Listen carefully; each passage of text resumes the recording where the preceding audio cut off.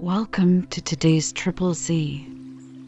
The Triple Z podcast is a daily program that you can use to help you fall asleep each night. Just turn down the volume, lay back, relax, and enjoy as you fall asleep. Little Women is a classic novel written by American author Louisa May Alcott. It was originally published in 2 volumes in 1868 and 1869 and has since become one of the most beloved and enduring works of American literature. The novel is set in Concord, Massachusetts, during the Civil War era, and it draws heavily on Alcott's own experiences and the lives of her 3 sisters. The novel follows the lives and adventures of these 4 sisters as they grow into womanhood, face various challenges, and learn important life lessons. Little Women deals with themes such as family, love, friendship, and the pursuit of individual dreams, while also exploring the societal expectations placed on women in the 19th century. If you enjoy our program, please be sure to write us a review on your podcast platform and share us with a friend. You both might sleep just a little better at night. Our website is Z, that's 3z's.media.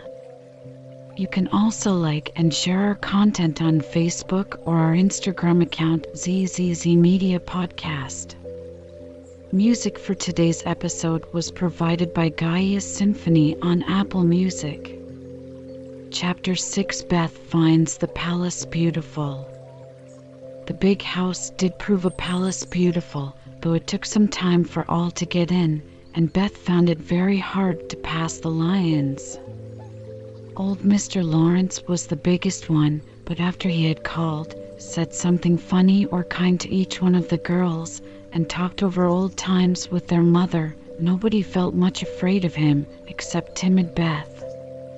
The other lion was the fact that they were poor and Laurie rich, for this made them shy of accepting favors which they could not return.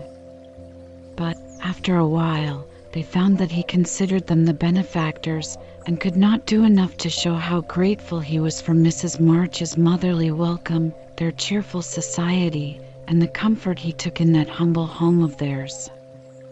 So they soon forgot their pride and interchanged kindnesses without stopping to think which was the greater. All sorts of pleasant things happened about that time, for the new friendship flourished like grass in spring. Everyone liked Laurie, and he privately informed his tutor that the Marches were regularly splendid girls. With the delightful enthusiasm of youth, they took the solitary boy into their midst and made much of him, and he found something very charming in the innocent companionship of these simple-hearted girls. Never having known mother or sisters, he was quick to feel the influences they brought about him, and their busy, lively ways made him ashamed of the indolent life he led. He was tired of books, and found people so interesting now that Mr. Brooke was obliged to make very unsatisfactory reports, for Laurie was always playing truant and running over to the Marches. "Never mind, let him take a holiday, and make it up afterward," said the old gentleman. "The good lady next door says he is studying too hard and needs young society, amusement, and exercise. I suspect she is right, and that I've been coddling the fellow as if I'd been his grandmother. Let him do what he likes, as long as he is happy. He can't get into mischief in that little nunnery over there, and Mrs. March is doing more for him than we can. What good times they had, to be sure. Such plays and tableaux, such sleigh rides and skating frolics, such pleasant evenings in the old parlor, and now and then such gay little parties at the great house. Meg could walk in the conservatory whenever she liked and revel in bouquets. Jo browsed over the new library voraciously and convulsed the old gentleman with her criticisms. Amy copied pictures and enjoyed beauty to her heart's content, and Laurie played Lord of the Manor in the most delightful style. But Beth, though yearning for the grand piano, could not pluck up courage to go to the mansion of bliss, as Meg called it. She went once with Joe, but the old gentleman, not being aware of her infirmity, stared at her so hard from under his heavy eyebrows and said "Hey" so loud that he frightened her so much her feet chattered on the floor. She never told her mother, and she ran away, declaring she would never go there any more, not even for the dear piano. No persuasions or enticements could overcome her fear, till, the fact coming to Mr. Lawrence's ear in some mysterious way, he set about mending matters. During one of the brief calls he made, he artfully led the conversation to music and talked away about great singers whom he had seen, fine organs he had heard, and told such charming anecdotes that Beth found it impossible to stay in her distant corner, but crept nearer and nearer, as if fascinated. At the back of his chair she stopped and stood listening, with her great eyes wide open and her cheeks red with excitement of this unusual performance. Taking no more notice of her than if she had been a fly, Mr. Lawrence talked on about Laurie's lessons and teachers. And presently, as if the idea had just occurred to him, he said to Mrs. March, "The boy neglects his music now, and I'm glad of it, for he was getting too fond of it. But the piano suffers for want of use. Wouldn't some of your girls like to run over and practice on it now and then, just to keep it in tune, you know, ma'am?" Beth took a step forward and pressed her hands tightly together to keep from clapping them, for this was an irresistible temptation, and the thought of practicing on that splendid instrument quite took her breath away. Before Mrs. March could reply, Mr. Lawrence went on with an odd little nod and smile. "They needn't see or speak to anyone, but run in at any time. For I'm shut up in my study at the other end of the house. Laurie is out a great deal, and the servants are never near the drawing room after 9 o'clock. Here he rose, as if going, and Beth made up her mind to speak, for that last arrangement left nothing to be desired. "Please tell the young ladies what I say, and if they don't care to come, why, never mind." Here a little hand slipped into his, and Beth looked up at him with a face full of gratitude, as she said, in her earnest yet timid way, "Oh, sir, they do care very, very much." "Are you the musical girl?" he asked, without any startling hey, as he looked down at her very kindly. "I'm Beth. I love it dearly, and I'll come if you are quite sure nobody will hear me and be disturbed," she added, fearing to be rude and trembling at her own boldness as she spoke. "Not a soul, my dear. The house is empty half the day, so come and drum away as much as you like, and I shall be obliged to you." "How kind you are, sir." Beth blushed like a rose under the friendly look he wore, but she was not frightened now, and gave the hand a grateful squeeze because she had no words to thank him for the precious gift he had given her. The old gentleman softly stroked the hair off her forehead, and, stooping down, he kissed her, saying, in a tone few people ever heard, "I had a little girl once, with eyes like these. God bless you, my dear. Good day, madam." And away he went, in a great hurry. Beth had a rapture with her mother, and then rushed up to impart the glorious news to her family of invalids, as the girls were not home. How blithely she sang that evening, and how they all laughed at her because she woke Amy in the night by playing the piano on her face in her sleep. Next day, having seen both the old and young gentlemen out of the house, Beth, after 2 or 3 retreats, fairly got in at the side door, and made her way as noiselessly as any mouse to the drawing room where her idol stood. Quite by accident, Of course, some pretty easy music lay on the piano, and with trembling fingers and frequent stops to listen and look about, Beth at last touched the great instrument and straightway forgot her fear, herself, and everything else but the unspeakable delight which the music gave her, for it was like the voice of a beloved friend. She stayed till Hannah came to take her home to dinner, but she had no appetite and could only sit and smile upon everyone in a general state of beatitude. After that, the little brown hood slipped through the hedge nearly every day, and the great drawing room was haunted by a tuneful spirit that came and went unseen. She never knew that Mr. Lawrence opened his study door to hear the old-fashioned airs he liked. She never saw Laurie mount guard in the hall to warn the servants away. She never suspected that the exercise books and new songs which she found in the rack were put there for her special benefit, and when he talked to her about music at home, she only thought how kind he was to tell things that helped her so much. So she enjoyed herself heartily and found, what isn't always the case, that her granted wish was all she had hoped. Perhaps it was because she was so grateful for this blessing that a greater was given her. At any rate, she deserved both. "Mother, I'm going to work Mr. Lawrence a pair of slippers. He is so kind to me. I must thank him, and I don't know any other way." "Can I do it?" asked Beth, a few weeks after that eventful call of his. "Yes, dear. It will please him very much, and be a nice way of thanking him.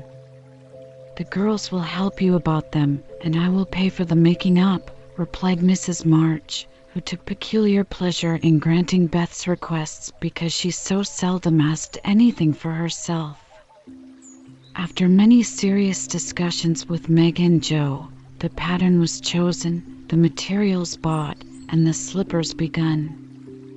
A cluster of grave yet cheerful pansies on a deeper purple ground was pronounced very appropriate and pretty, and Beth worked away early and late, with occasional lifts over hard parts. She was a nimble little needlewoman, and they were finished before anyone got tired of them.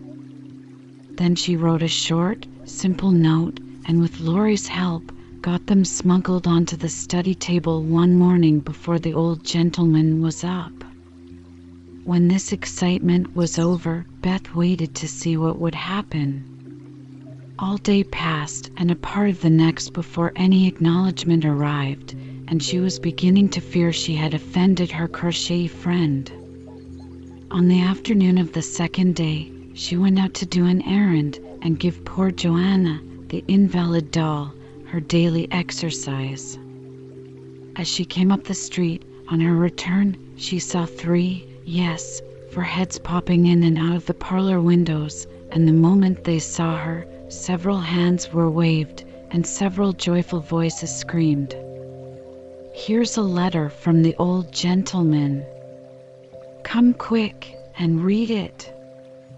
"Oh, Beth, he sent you," began Amy, gesticulating with unseemly energy, but she got no further, for Joe quenched her by slamming down the window. Beth hurried on in a flutter of suspense. At the door her sisters seized and bore her to the parlor in a triumphal procession, all pointing and all saying at once, "Look there! Look there!" Beth did look, and turned pale with delight and surprise, for there stood a little cabinet piano with a letter lying on the glossy lid, directed like a signboard to Miss Elizabeth March. "For me?" gasped Beth, holding on to Joe and feeling as if she should tumble down. It was such an overwhelming thing altogether. "Yes, all for you, my precious. Isn't it splendid of him? Don't you think he's the dearest old man in the world? Here's the key in the letter. We didn't open it, but we are dying to know what he says," cried Joe, hugging her sister and offering the note. "You read it." I can't. I feel so queer." "Oh, it is too lovely," and Beth hid her face in Joe's apron, quite upset by her present. Joe opened the paper and began to laugh, for the first words she saw were, "Miss March, dear madam. How nice it sounds." "I wish someone would write to me so," said Amy, who thought the old-fashioned address very elegant. "I have had many pairs of slippers in my life, but I never had any that suited me so well as yours," continues Joe. "Heartsease is my favorite flower, and these will always remind me of the gentle giver. I like to pay my debts, so I know you will allow the old gentleman to send you something which once belonged to the little granddaughter he lost. With hearty thanks and best wishes, I remain your grateful friend and humble servant, James Lawrence. There, Beth, that's an honor to be proud of, I'm sure. Laurie told me how fond Mr. Lawrence used to be of the child who died, and how he kept all her little things carefully. Just think, he's given you her piano." "That comes of having big blue eyes and loving music," said Joe, trying to soothe Beth, who trembled and looked more excited than she had ever been before. "See the cunning brackets to hold candles, and the nice green silk, puckered up, with a gold rose in the middle, and the pretty rack and stool, all complete," added Meg, opening the instrument and displaying its beauties. "Your humble servant, James Lawrence." Only think of his writing that to you. "I'll tell the girls." "They'll think it's splendid," said Amy, much impressed by the note. "Try it, honey." "Let's hear the sound of the baby piano," said Hannah, who always took a share in the family joys and sorrows. So Beth tried it, and everyone pronounced it the most remarkable piano ever heard. It had evidently been newly tuned and put in apple pie order, but, perfect as it was, I think the real charm lay in the happiest of all happy faces which leaned over it as Beth lovingly touched the beautiful black and white keys and pressed the bright pedals. "You'll have to go and thank him," said Joe, by way of a joke, for the idea of the child's really going never entered her head. "Yes, I mean to.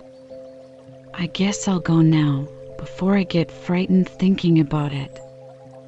And, to the utter amazement of the assembled family, Beth walked deliberately down the garden, through the hedge, and in at the Lawrences' door. "Well, I wish I may die if it ain't the queerest thing I ever see. The peony has turned her head." "She'd never have gone in her right mind," cried Hannah, staring after her, while the girls were rendered quite speechless by the miracle. They would have been still more amazed if they had seen what Beth did afterward. If you will believe me, she went and knocked at the study door before she gave herself time to think, and when a gruff voice called out, "Come in," she did go in, right up to Mr. Lawrence, who looked quite taken aback and held out her hand, saying, with only a small quaver in her voice, "I came to thank you, sir, for—" But she didn't finish, for he looked so friendly that she forgot her speech and, only remembering that he had lost the little girl he loved, she put both arms round his neck and kissed him. If the roof of the house had suddenly flown off, the old gentleman wouldn't have been more astonished. But he liked it. Oh, dear, yes, he liked it amazingly, and was so touched and pleased by that confiding little kiss that all his crustiness vanished, and he just set her on his knee and laid his wrinkled cheek against her rosy one, feeling as if he had got his own little granddaughter back again. Beth ceased to fear him from that moment, and sat there talking to him as cosily as if she had known him all her life, for love casts out fear, and gratitude can conquer pride. When she went home, he walked with her to her own gate, shook hands cordially, and touched his hat as he marched back again, looking very stately and erect, like a handsome, soldierly old gentleman as he was. When the girls saw that performance, Jo began to dance a jig. By way of expressing her satisfaction, Amy nearly fell out of the window in her surprise, and Meg exclaimed, with uplifted hands, "Well, I do believe the world is coming to an end." Chapter 7: Amy's Valley of Humiliation. "That boy is a perfect cyclops, isn't he?" said Amy one day, as Laurie clattered by on horseback with a flourish of his whip as he passed. "How dare you say so, when he's got both his eyes?" "And very handsome ones they are, too," cried Jo, who resented any slighting remarks about her friend. "I didn't say anything about his eyes, and I don't see why you need fire up when I admire his riding." "Oh, my goodness! That little goose means a centaur, and she called him a cyclops," exclaimed Jo, with a burst of laughter. "You needn't be so rude. It's only a lapse of lingy, as Mr. Davis says," retorted Amy, finishing Jo with her Latin. "I just wish I had a little of the money Laurie spends on that horse," she added, as if to herself, yet hoping her sisters would hear. "Why?" asked Meg kindly, for Jo had gone off in another laugh at Amy's second blunder. "I need it so much. I'm dreadfully in debt, and it won't be my turn to have the rag money for a month." "In debt, Amy? What do you mean?" And Meg looked sober. "Why, I owe at least a dozen pickled limes, and I can't pay them, you know, till I have money, for Marmee forbade my having anything charged at the shop." "Tell me all about it. Are limes the fashion now? It used to be pricking bits of rubber to make balls." And Meg tried to keep her countenance. Amy looked so grave and important. "Why, you see, the girls are always buying them, and unless you want to be thought mean, you must do it too. It's nothing but limes now, for everyone is sucking them in their desks in school time and trading them off for pencils, bead rings, paper dolls, or something else at recess. If one girl likes another, she gives her a lime. If she's mad with her, she eats one before her face and doesn't offer even a suck. They treat by turns, and I've had ever so many, but haven't returned them, and I opt for their debts of honor, you know." "How much will pay them off and restore your credit?" asked Meg, taking out her purse. "A quarter would more than do it, and leave a few cents over for a treat for you." "Don't you like limes?" "Not much." "You may have my share." "Here's the money. Make it last as long as you can, for it isn't very plenty, you know." "Oh, thank you. It must be so nice to have pocket money. I'll have a grand feast, for I haven't tasted a lime this week." I felt delicate about taking any, as I couldn't return them, and I'm actually suffering for one. Next day Amy was rather late at school, but could not resist the temptation of displaying, with pardonable pride, a moist brown paper parcel before she consigned it to the inmost recesses of her desk. During the next few minutes, the rumor that Amy March had got 24 delicious limes, she ate one on the way, and was going to treat circulated to her set, and the attentions of her friends became quite overwhelming. Katie Brown invited her to her next party on the spot.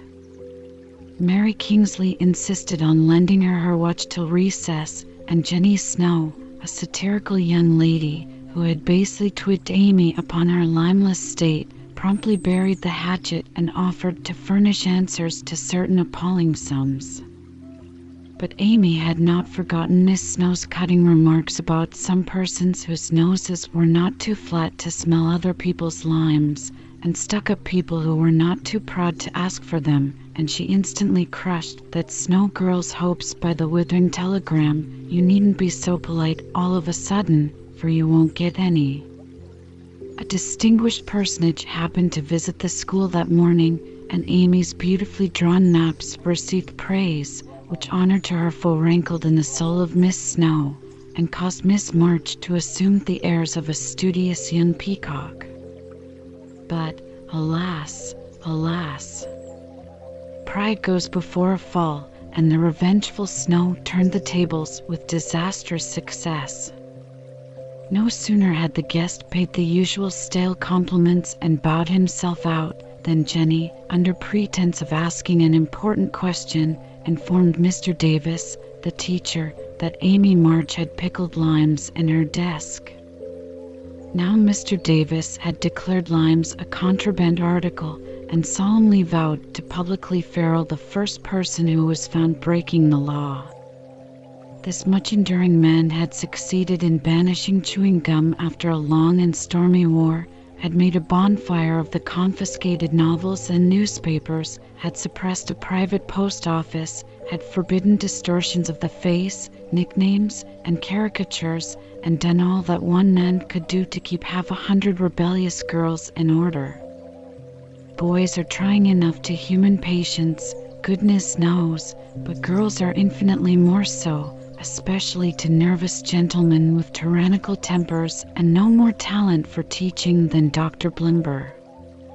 Mr. Davis knew any quantity of Greek, Latin, algebra, and ologies of all sorts, so he was called a fine teacher, and manners, morals, feelings, and examples were not considered of any particular importance. It was a most unfortunate moment for denouncing Amy, and Jenny knew it. Mr. Davis had evidently taken his coffee too strong that morning. There was an east wind, which always affected his neuralgia, and his pupils had not done him the credit which he felt he deserved. Therefore, to use the expressive, if not elegant, language of a schoolgirl, he was as nervous as a witch and as cross as a bear. The word limes was like fire to powder, his yellow face flushed, and he rapped on his desk with an energy which made Jenny skip to her seat with unusual rapidity. "Young ladies, attention, if you please." At the stern order, the buzz ceased, and 50 pairs of blue, black, gray, and brown eyes were obediently fixed upon his awful countenance. "Miss March, come to the desk."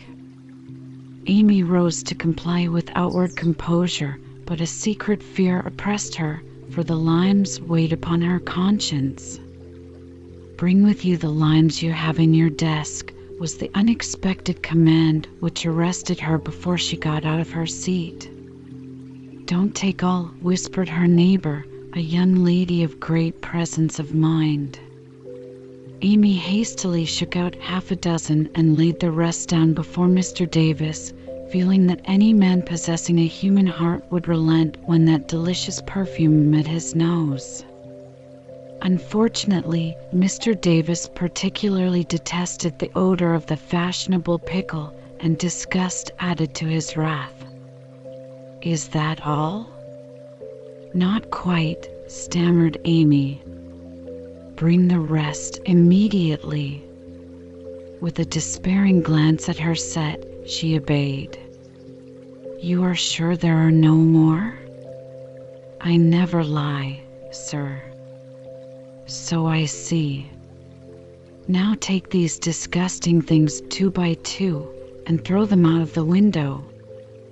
There was a simultaneous sigh, which created quite a little gust as the last hope fled, and the treat was ravished from their longing lips. Scarlet with shame and anger, Amy went to and fro 6 dreadful times, and as each doomed couple, looking so plump and juicy, fell from her reluctant hands, a shout from the street completed the anguish of the girls, for it told them that their feast was being exulted over by the little Irish children who were their sworn foes. This was too much. All flashed indignant or appealing glances at the inexorable Davis, and one passionate Lyme lover burst into tears. As Amy returned from her last trip, Mr. Davis gave a portentous hem and said, in his most impressive manner, "Young ladies, you remember what I said to you a week ago. I am sorry this has happened, but I never allow my rules to be infringed, and I never break my word. Miss March, hold out your hand." Amy started and put both hands behind her, turning on him an imploring look which pleaded for her better than the words she could not utter. She was rather a favorite with old Davis's, as, of course, he was called, and it's my private belief that he would have broken his word if the indignation of one irrepressible young lady had not found vent in a hiss. That hiss, faint as it was, irritated the irascible gentleman and sealed the culprit's fate. "Your hand, Miss March," was the only answer her mute appeal received, and too proud to cry or beseech, Amy set her teeth, threw back her head defiantly, and bore without flinching several tingling blows on her little palm. They were neither many nor heavy, but that made no difference to her. For the first time in her life she had been struck, and the disgrace in her eyes was as deep as if he had knocked her down. "You will now stand on the platform till recess," said Mr. Davis, resolved to do the thing thoroughly, since he had begun. That was dreadful. It would have been bad enough to go to her seat and see the pitying faces of her friends or the satisfied ones of her few enemies, but to face the whole school with that shame fresh upon her seemed impossible, and for a second she felt as if she could only drop down where she stood and break her heart with crying.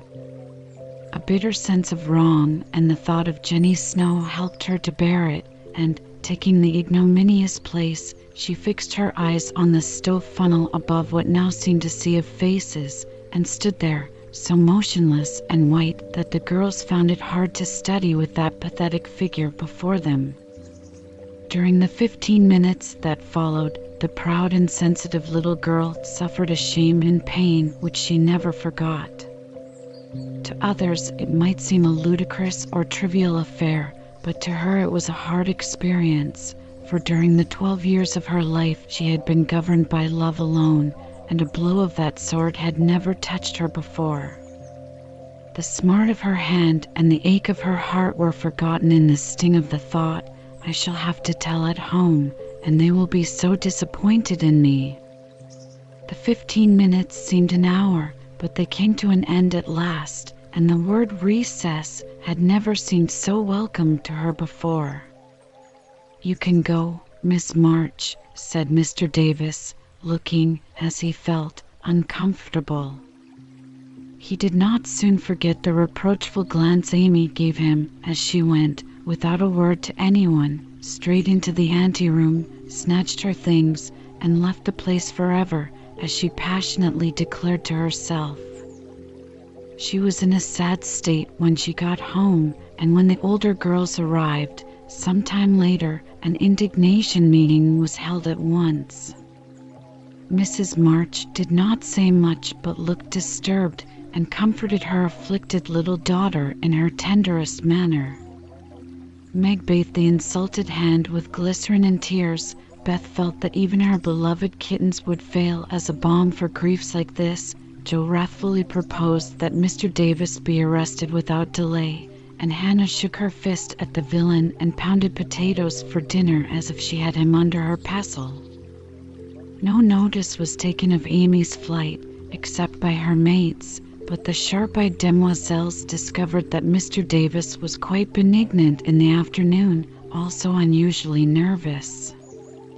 Just before school closed, Jo appeared, wearing a grim expression as she stalked up to the desk and delivered a letter from her mother, then collected Amy's property and departed, carefully scraping the mud from her boots on the doormat as if she shook the dust of the place off her feet. "Yes, you can have a vacation from school, but I want you to study a little every day with Beth," said Mrs. March that evening. "I don't approve of corporal punishment, especially for girls. I dislike Mr. Davis's manner of teaching and don't think the girls you associate with are doing you any good, so I shall ask your father's advice before I send you anywhere else." "That's good. I wish all the girls would leave and spoil his old school. It's perfectly maddening to think of those lovely limes," sighed Amy with the air of a martyr. "I am not sorry you lost them, for you broke the rules and deserved some punishment for disobedience," was the severe reply, which rather disappointed the young lady, who expected nothing but sympathy. "Do you mean you are glad I was disgraced before the whole school?" cried Amy. "I should not have chosen that way of mending a fault," replied her mother, "but I'm not sure that it won't do you more good than a bolder method. You are getting to be rather conceited, my dear, and it is quite time you set about correcting it. You have a good many little gifts and virtues, but there is no need of parading them, for conceit spoils the finest genius. There is not much danger that real talent or goodness will be overlooked long, even if it is. The consciousness of possessing and using it well should satisfy one, and the great charm of all power is modesty." "So it is," cried Laurie, who was playing chess in a corner with Joe.